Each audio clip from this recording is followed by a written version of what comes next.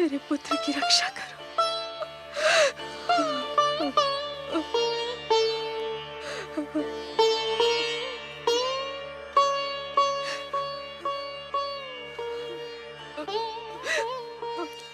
मेरे पाप का दंड मेरे पुत्र को न देना परमेश्वर। उसे कुछ हो गया तो मैं जीते जी मर जाऊंगा।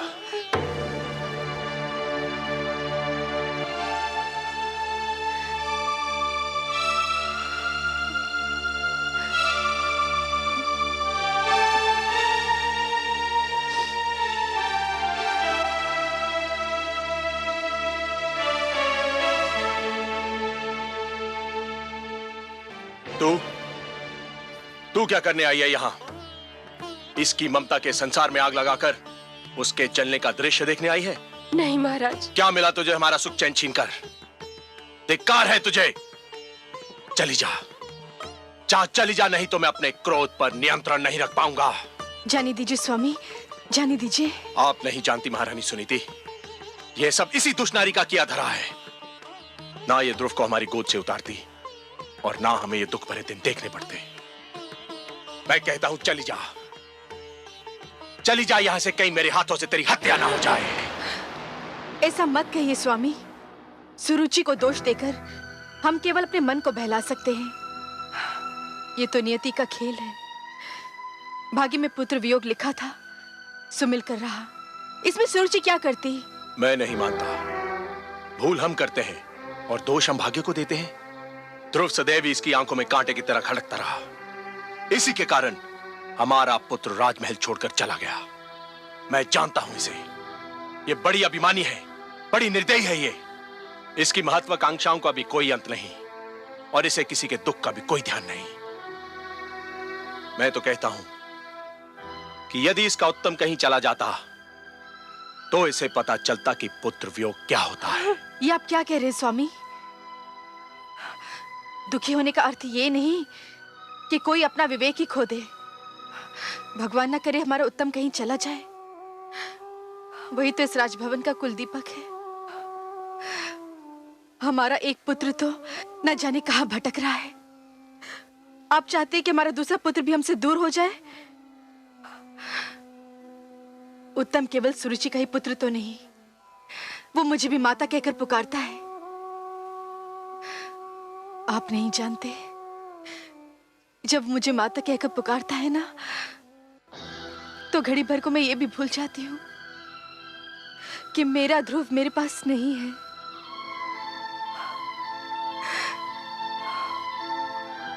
उत्तम के लिए कोई भी शब्द आप अपने मुंह से मत निकालिएगा। सुना तुमने सुरुचि? सुनी तुमने इस दुखियारी मां की बातें? ऐसी होती है ममता, इसे कहते हैं माता। तुमने इसके पुत्र के विरुद्ध क्या कुछ नहीं किया, पर यह तुम्हारे पुत्र के विरुद्ध कुछ भी बुरा सुनने को तैयार नहीं है। तुम इसे दुख देकर कितनी प्रसन्न थी, और ये तो इस विचार से दुखी है कि कहीं तुम्हें कोई दुख ना पहुंचे। कितनी महान है ये, और तुम कितनी छोटी हो तुम। धिक्कार है तुम्हें सुरुचि, धिक्कार है तुम्हें। अग्निदेव, अग्निदेव, कहां हैं आप? अग्निदेव, अग्निदेव, शीघ्र आइए। मेरी योग्य सेवा देवेंद्र। रक्षिता का अभियान विफल हो गया। उस ढीठ बालक ध्रुव ने मंत्र का जाप नहीं बंद किया। उसकी तपस्या में कोई विघ्न नहीं आया। तो फिर अब आप क्या चाहते हैं देवराज? अब आप उस बालक के चारों ओर अग्नि का ऐसा घेरा डाल दीजिए कि वो भयभीत होकर मंत्र ही भूल जाए। जैसे भी हो उसे रोकिए। उसकी तपस्या भंग होनी चाहिए। आप निश्चिंत रहें देवराज।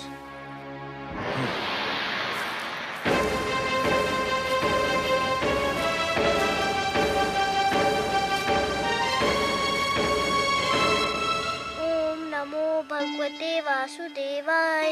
ओम नमो भगवते वासुदेवाय।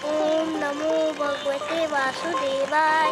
ओम नमो भगवते वासुदेवाय। ओम नमो भगवते वासुदेवाय। ओम नमो भगवते वासुदेवाय। ओम नमो भगवते वासुदेवाय। ओम नमो भगवते वासुदेवाय। ओम नमो भगवते वासुदेवाय। ओम नमो भगवते वासुदेवाय। ओम नमो भगवते वासुदेवाय। ओम नमो भगवते वासुदेवाय।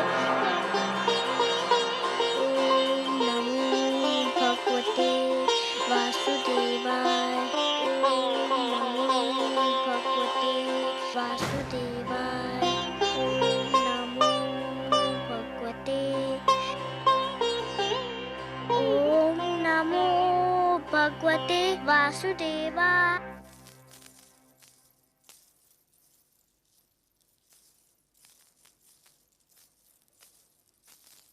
प्रणाम प्रणाम राजगुरु। राजगुरु। प्रणाम। क्या बात है? आप लोगों के मुख देखकर तो ये लग रहा है कि अवश्य कोई अशुभ समाचार है। हाँ राजगुरु, ऐसा लगता है कि स्थिति नियंत्रण के बाहर हुई जा रही है। क्यों? समस्त राज्य में असंतोष फैला हुआ है। असंतोष? पर क्यों? प्रजा पर तो कोई अत्याचार नहीं हुआ है। प्रजा में यह भावना फैल गई है कि राजकुमार ध्रुव के जाने का कारण महारानी सुरुचि है और उनके विरुद्ध बहुत क्रोध फैला हुआ है। यदि प्रजा का यह क्रोध राजभवन की ओर मुड़ गया तो अराजकता फैल जाएगी। केवल आप ही महाराज को यह परामर्श दे सकते हैं कि वे प्रजा की भावना को शांत करने के लिए कोई उपाय करें। नहीं, महाराज इस स्थिति में नहीं कि वो कोई परामर्श दे सकें या ले सकें। पुत्र वियोग ने उन्हें निढाल कर रखा है। उन्हें तो ये सूचना देना भी उचित नहीं कि राज्य में असंतोष फैल रहा है। परंतु अब क्या किया जाए राजगुरु? कहने को तो देश राजा का ही होता है। उस पर राज्य करना, उसे संभालना राजा का कर्तव्य भी है और अधिकार भी। परंतु इन कार्यों को संपूर्ण करने में राजा जिन लोगों की सहायता लेता है वह भी उत्तरदायी होते हैं। रात्रि का अंधकार दूर करने का उत्तरदायित्व केवल चंद्रमा पर नहीं, उन तारों पर भी है जो चंद्रमा की चारों ओर चमकते हैं। यदि प्रजा में असंतोष फैला है तो उसे दूर करने का उत्तरदायित्व मुझ पर और आप पर भी है।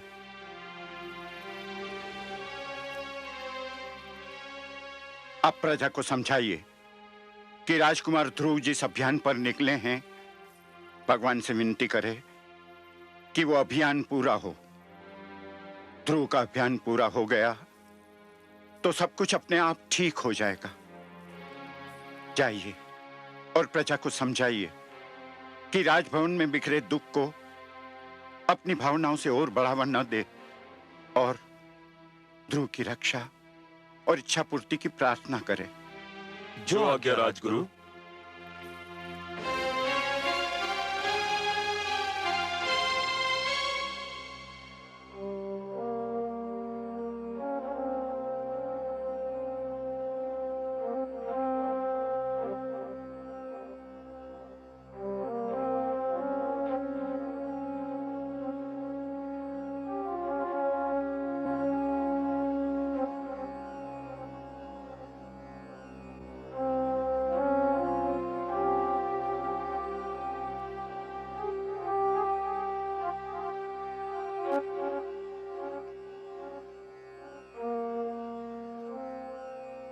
महाराज, राजसभा का समय हो गया है।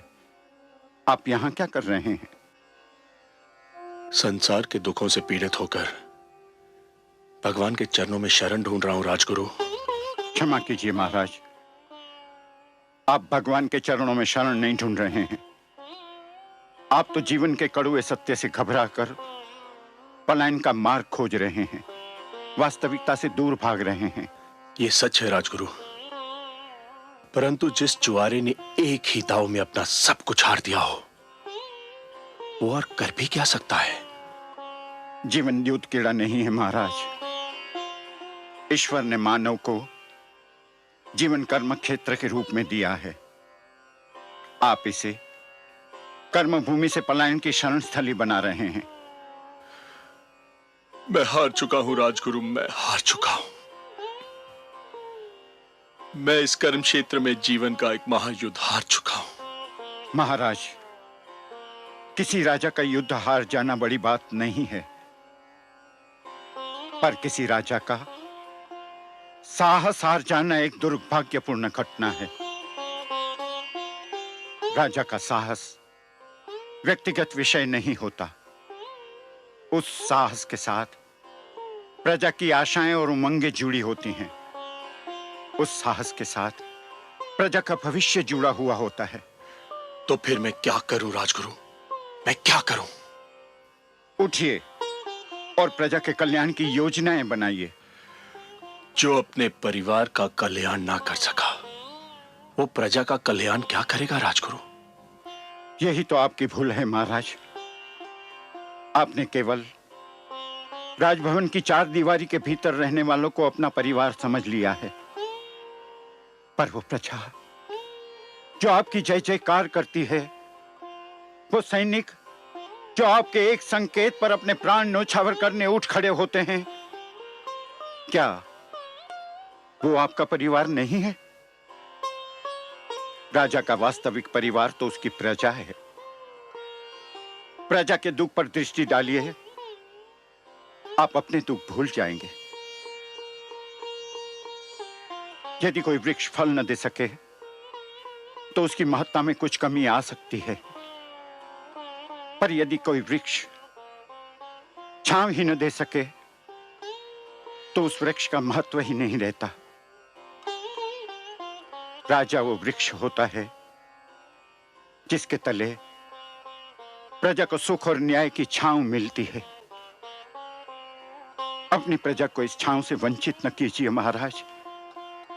उठिए, अपना उत्तरदायित्व तो निभाने की सोचिए। मैं प्रयत्न करूंगा राजगुरु, मैं प्रयत्न करूंगा।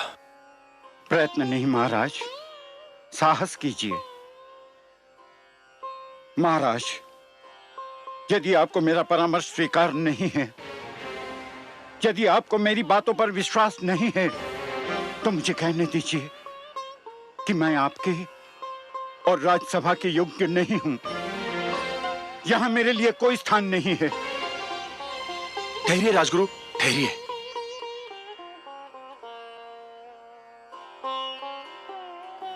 राजगुरु, मैं जीवन में बहुत कुछ खो चुका हूं।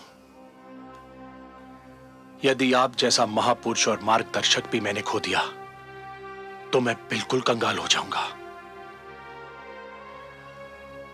आपने मुझे सत्य का मार्ग दिखा दिया है, मैं आपका आभारी हूं। नमो भगवते वासुदेवाय। ओम नमो भगवते वासुदेवाय। ओम नमो भगवते वासुदेवाय। ओम नमो भगवते वासुदेवाय। ओम नमो भगवते वासुदेवाय।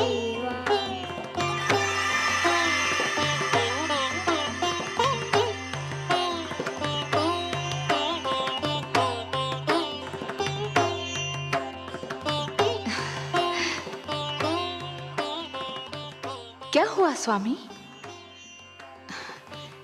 हे कमल नयन, जब त्रिलोक में उजाला फैलता है, जब धरती पर वसंत झूमता है, जब कमल खिलते हैं, जब पुष्प अपनी सुगंध फैलाते हैं, मैं समझ जाती हूँ कि आप मुस्काए हैं।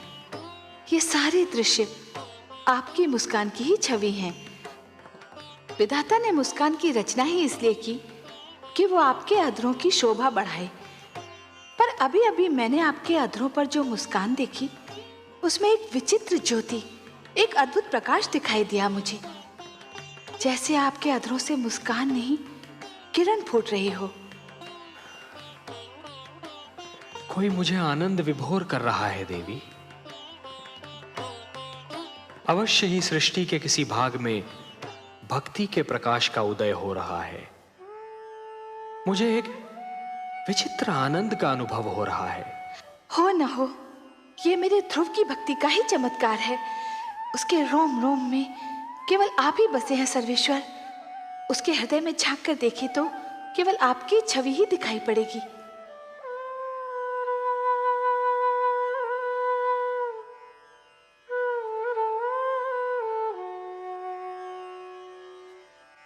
ओम नमो भगवते वासुदेवाय। ओम नमो भगवते वासुदेवाय। ओम नमो भगवते वासुदेवाय। ओम नमो भगवते वासुदेवाय। ओम नमो भगवते वासुदेवाय। ओम नमो भगवते वासुदेवाय। ओम नमो भगवते वासुदेवाय। ओम नमो भगवते वासुदेवाय। ओम नमो भगवते वासुदेवाय। गुरुदेव, गुरुदेव, आप कहाँ हैं? नारायण नारायण। क्या है वत्स? मैं यही हूँ तुम्हारे निकट। क्या बात है? मुझे अभी अभी लगा जैसे भगवान विष्णु मेरे मन में आ गए हैं। मुझे लग रहा है जैसे भगवान विष्णु मेरे अंदर विराजमान है। अहो भाग्य, तब तो चमत्कार हो गया पुत्र। तुम्हारी तपस्या ने भगवान विष्णु का मन जीत लिया। मुझे तुम पर गर्व है। तुम धन्य हो पुत्र। तुमने सिद्ध कर दिया कि तुम मेरे शिष्य होने के अधिकारी थे। पर वे मेरे सामने क्यों नहीं आए? उससे क्या अंतर पड़ता है पुत्र? जिसके मन में भगवान विष्णु रम गए हों, उसे और क्या चाहिए? उसका तो जन्म सफल हो गया। तो मेरी बात मानो, मंत्र के जाप को विराम दो, अन्न जल ग्रहण करो और अपने राजमहल लौटने की तैयारी करो। नहीं गुरुदेव, ना मैं मंत्र का जाप छोड़ूंगा, ना कुछ खाऊंगा, ना कुछ पीऊंगा, ना घर जाऊंगा। क्यों? अब और क्या पाने को शेष रह गया है? अभी तो भगवान विष्णु केवल मेरे मन में आए हैं। तो फिर और क्या चाहिए तुम्हें? मैं चाहता हूँ कि भगवान विष्णु मेरे सामने आए। मैं उन्हें देखना चाहता हूँ। किंतु क्यों? मैं उनसे बात करना चाहता हूँ, उनसे कुछ पूछना चाहता हूँ। तुम्हारी मांगे तो बढ़ती जा रही हैं पुत्र, और जैसे जैसे तुम्हारी मांगे बढ़ रही हैं, वैसे वैसे मेरी चिंता बढ़ती जा रही है। क्या पूछना चाहते हो तुम? मैं उनसे पूछना चाहता हूँ कि मुझे मेरे पिताश्री की गोद से क्यों उतारा गया? मुझ पर अन्याय होता देखकर मेरे पिताश्री क्यों चुप रहे? संसार में ऐसा अन्याय क्यों होता है? इसलिए भगवान को मेरे सामने आना ही होगा, नहीं तो मैं यूं ही भूखा प्यासा रहूंगा। सुनो पुत्र, तुम भाग्यशाली हो कि तुम्हें इतना कुछ मिल गया। भगवान विष्णु को प्रसन्न करके उनका मन जीतने वाले तुम पहले सबसे छोटी आयु के बालक हो। अब और हठ न करो। भगवान विष्णु तुम्हारे मन में रम गए हैं तो समझो तुमको मिल ही गए। नहीं गुरुदेव, मैं उनको अपने सामने लाकर ही रहूंगा। उसके लिए जो करना पड़ेगा पुत्र, वो तुमसे नहीं होगा। आप बताइए तो सही। मैं अपने भगवान को देखने के लिए कुछ भी कर सकता हूँ, परंतु उससे तुम्हारे प्राणों पर भी संकट आ सकता है पुत्र। मुझे अपने प्राणों की चिंता नहीं है। मुझे तो बस भगवान विष्णु को देखना है। आप बताइए मुझे क्या करना होगा? नारायण नारायण। न जाने कैसे हठी बालक से पाला पड़ा है। अब इसके बाल हट का मैं क्या करूं? मुझे बताइए ना मुझे क्या करना है। नहीं पुत्र, तुम नहीं कर पाओगे। बहुत कठिन कार्य है। मैं कर लूंगा, आप बताइए तो सही। अच्छा तो सुनो, यदि तुम अपनी इच्छा की पूर्ति चाहते हो तो तुम्हें अपनी श्वास को रोकना होगा। कैसे? सुनो पुत्र, एक बार ओम का उच्चारण करके पूरी शक्ति से अपनी श्वास को अंदर खींचकर मन ही मन ओम नमो भगवते वासुदेवाय का तब तक जाप करो जब तक स्वयं भगवान विष्णु तुम्हारे नेत्रों के सम्मुख साक्षात न आ खड़े हों।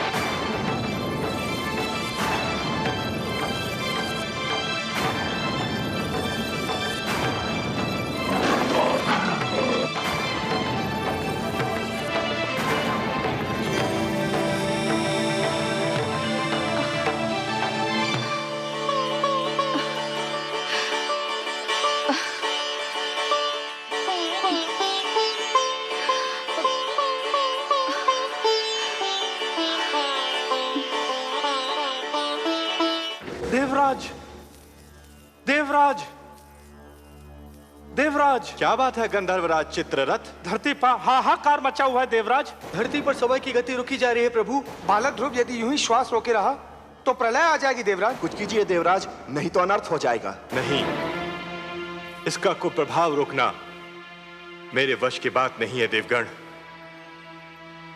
हमें ब्रह्मा जी के पास चलना चाहिए।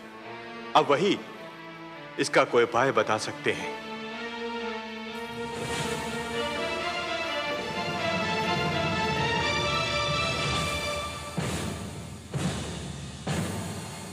त्राहिमाम, त्राहिमाम, त्राहिमाम, त्राहिमाम, त्राहिमाम, त्राहिमाम।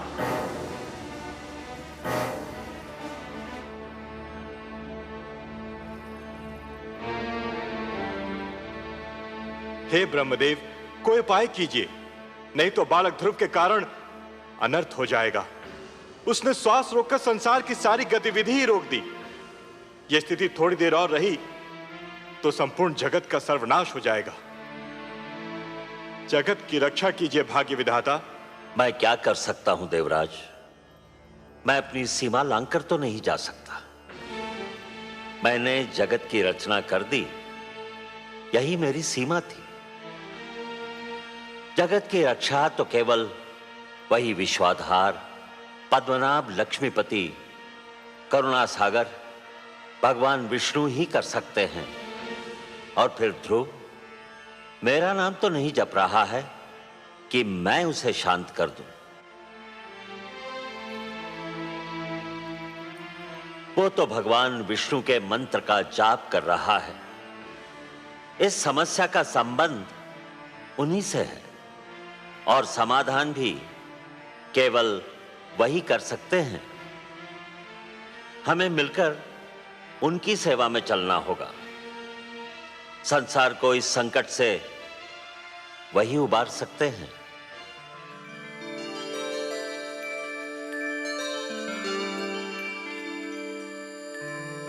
त्राहिमाम, त्राहिमाम, त्राहिमाम, त्राहिमाम।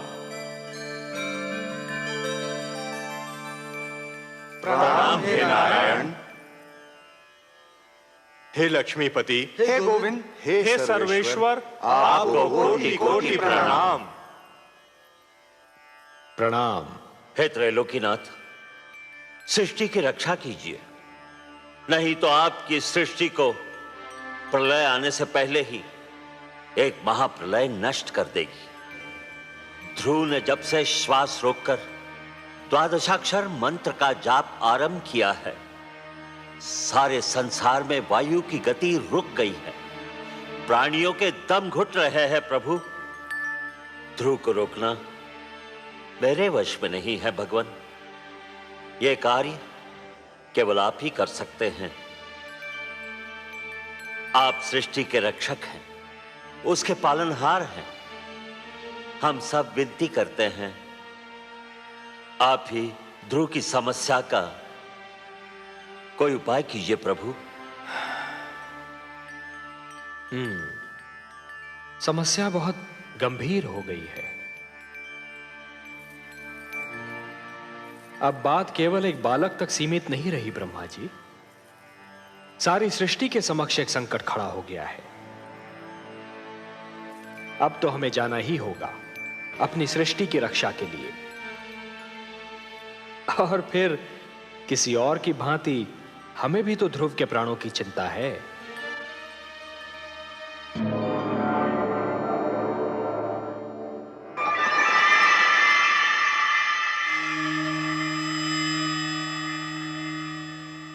वासुदेव, वासुदेव, आप कहाँ चले गए वासुदेव?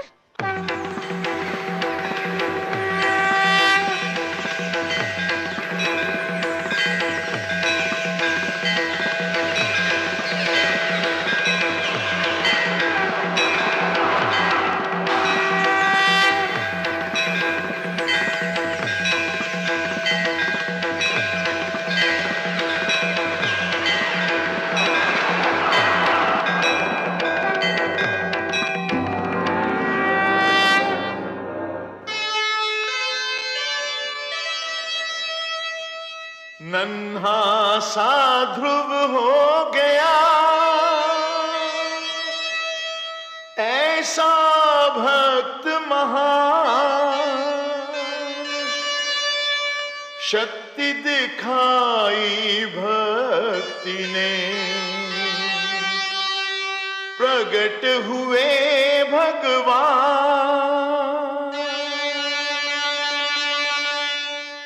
वासुदेव, मैं कहीं नहीं गया वत्स ध्रुव। तुम मुझे अपने सम्मुख देखना चाहते थे ना? तो लो, देखो, मैं तुम्हारे नेत्रों के सामने उपस्थित हूं। तुम विजयी हुए पुत्र। तुमने मुझे जीत लिया। तुम्हारे जैसा तपस्वी न कभी हुआ है और न कभी होगा। तुमने सिद्ध कर दिया कि जीव ब्रह्म का ही एक अंश है और अपनी साधना से ब्रह्म को भी धरती पर ला सकता है। तुमने यह सिद्ध कर दिया वत्स कि सृष्टि की सबसे बड़ी शक्ति है भक्ति। वत्स ध्रुव, अब श्वास लेना आरंभ कर दो पुत्र। अब मैं कहीं नहीं जाऊंगा।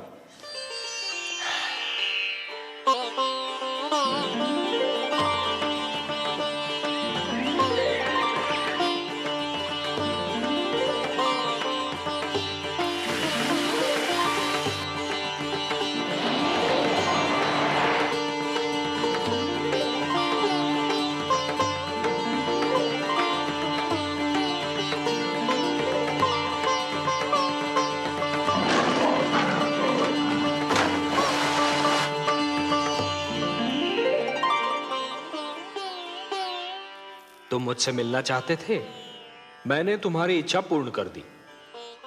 अब अपने माता पिता के पास लौट जाओ। नहीं भगवान, नहीं, अभी मैं नहीं जाऊंगा। क्यों वत्स? भी तो मुझे आपसे बहुत सी बातें करनी है, बहुत से प्रश्न पूछने हैं। प्रश्न? मुझसे? भला ऐसे कौन से प्रश्न हैं तुम्हारे मन में? मुझे बताइए प्रभु कि मेरी छोटी माता मुझे अपना पुत्र क्यों नहीं मानती? उन्होंने मेरी माताश्री को दासी क्यों कहा? उन्होंने मुझे मेरे पिताश्री की गोद से क्यों उतारा? मेरे पिताश्री ने छोटी माता को रोका क्यों नहीं? बताइए भगवान। अरे अरे अरे अरे अरे, इतने सारे प्रश्न एक साथ? अच्छा ये बताओ कि सबसे पहले तुम किस प्रश्न का उत्तर चाहते हो? मुझे मेरे पिताश्री की गोद से क्यों उतारा गया? अच्छा, तो इस प्रश्न ने तुम्हें सबसे अधिक व्याकुल किया है? हाँ भगवान। मेरे निकट आओ।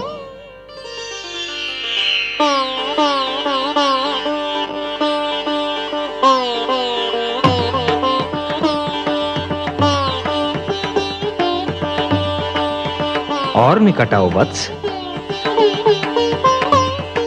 आओ वत्स।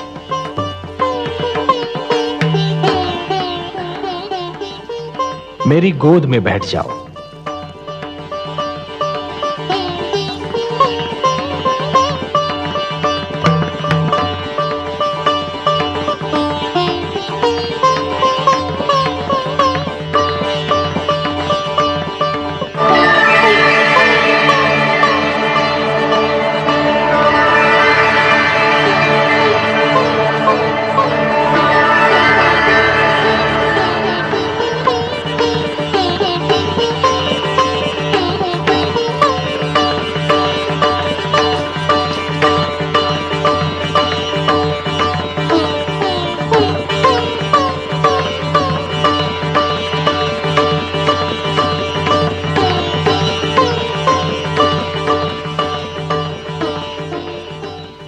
वत्स, अब और प्रश्न पूछने हैं मुझसे? कुछ नहीं पूछना प्रभु, अब कुछ नहीं पूछना। अब तो मुझे हर प्रश्न का उत्तर मिल गया है। मेरे चारों ओर ज्ञान का प्रकाश फैला हुआ है। मैं वहाँ हूँ जहाँ केवल मैं हूँ और आप है। अच्छा वासुदेव। ओम पूर्णमदः पूर्णमिदं पूर्णात् पूर्णमुदच्यते पूर्णस्य पूर्णमादाय पूर्णमेवावशिष्यते। अब ना कोई कामना है ना कोई इच्छा। आपकी गोद में आकर लगता है इसके सिवा हर वस्तु तुच्छ है। अब मुझे कुछ भी नहीं चाहिए।